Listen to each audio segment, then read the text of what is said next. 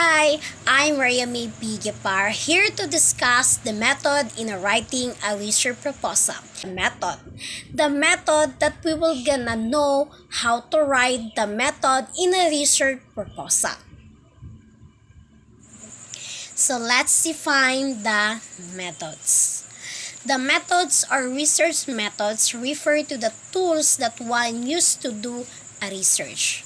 This can either be qualitative or quantitative or mixed quantitative methods, examine numerical data, and often require the use of statistical tools to analyze data collection.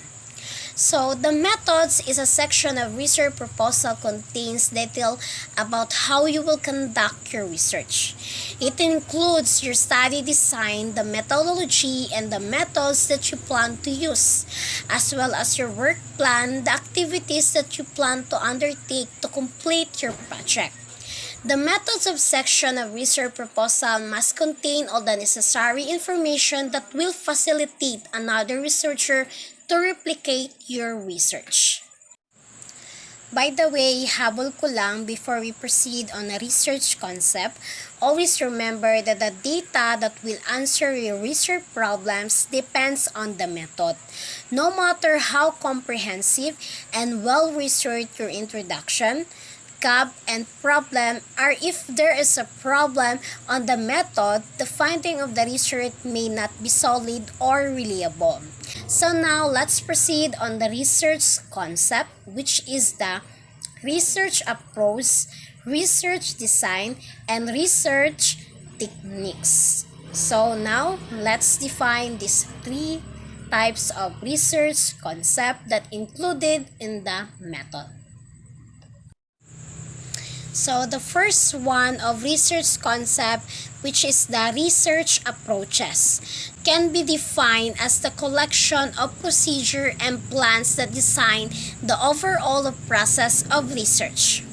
So research approach design the methods for a data collections, analysis, and interpretation, and the concept of research approach is followed in the entire research process. And also, research approaches can be of two types, of qualitative and quantitative.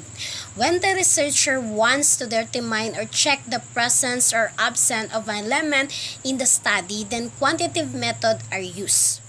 Whereas when the researcher wants to determine the level of the elements in the process, then the quantitative methods are used. The quantitative technique make use of advanced statistical technique, whereas qualitative method employ open-ended question which utilize direct quantitation.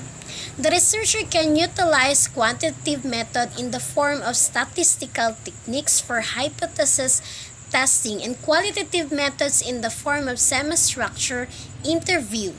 Both the method increase the researcher understanding of the social phenomena. And also Criswell 2003 noted that. So now let's proceed on a research design, that the second one of research concept. The framework of research method and the technique chosen by a researcher to conduct a study. So research design is creating a research design means making decision about your overall research objective and approach, whether you rely on a primary research or secondary research. So now let's proceed on the research techniques.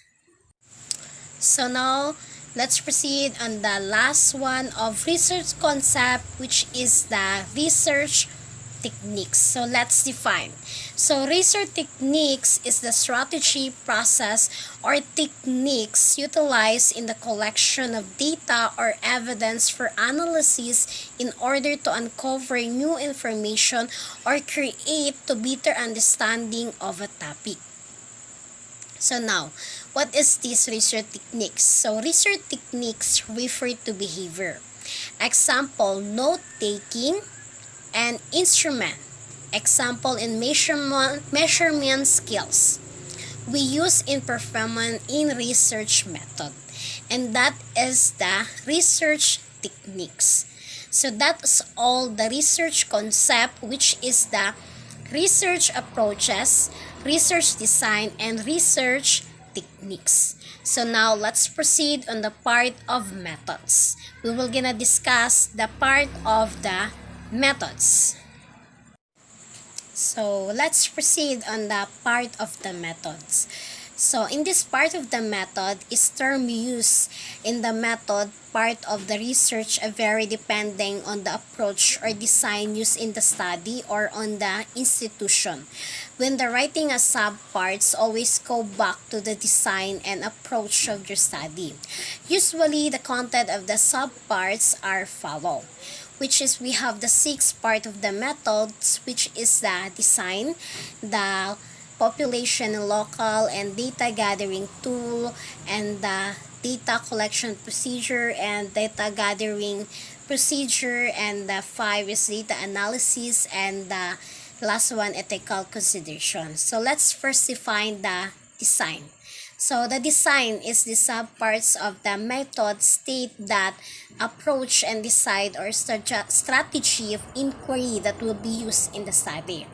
So dito sa design, kapag sinasabi naman nating design, ito naman yung susundin yung accepted sa community ng research natin. Kung anong papaano gawin yung iba't ibang area or iba't ibang klase ng research na nakapaloob doon. So, yun ang nakapaloob sa design. So, design methodology, the way in which design methods are used in the context of the organization, the project, the product, all stakeholders, and all other aspects that influence the development cycle. And design method, a method that employs a series of steps to prescribe the development of process. Next, and that is a design of part of the method. Next is the population and local. So this is also termed as a subject and study site or selection and study site. So this part of present, the settings of the study, the number of respondents or the key informants, the manner of choosing the respondents, and the rationale behind the choice of the respondent and or the setting. So that is a population and local. Next, the data gathering tool. This is also termed as instrument or instrumentation or data measure. It's present the tools and the description of the tool that will be used in gathering the data. Example, include the validate, interview, guide that is based on a prior code. Example for phenomenology. Tool used to gather the data includes case of study, checklist, interview, occasional observation, and survey and questionnaire. So that is the data gathering tool. Next, the data collection procedure or data gathering procedure. This part of present, the how or the step that will be followed in order to collect the data for the study.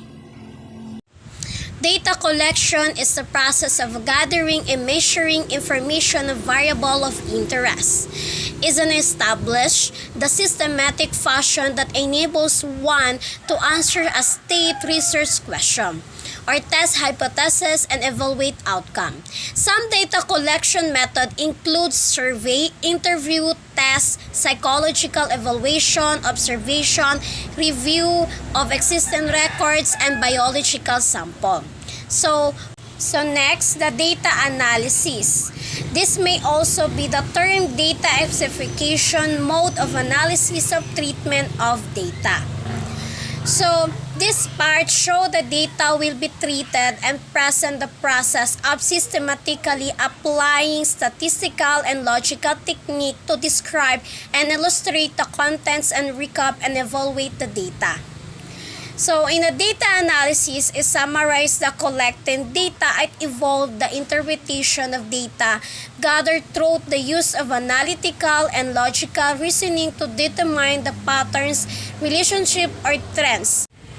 A simple example of data analysis can be seen whenever we make a decision in our daily life by evaluating what happened in the past or what will happen if we make the decision. Basically, this is the process of analyze the past or future and making a decision based on the analysis. So that is a data analysis. Next, the ethical consideration. an accumulation of values and a principle that address the question of what is good or bad in human affairs. So this is one of the most important parts of the method, for it address the ethical concern in a research. At times, this part is the lump in a data gathering procedure. So, ethical consideration are guidelines you must follow when conducting studies on a behavior to ensure a safe and secure environment for the participant to be protected from psychological, physical, emotional harm. For example, if you get a data collection, you need to inform consent is underlying and founding ethical principle of conducting qualitative of research. So that is the parts of method that I discussed. So that's all my report. It's all about the method, and we learn about the writing the method in the research of proposal. So thank you for listening, and I hope you learn a lot about me. Thank you.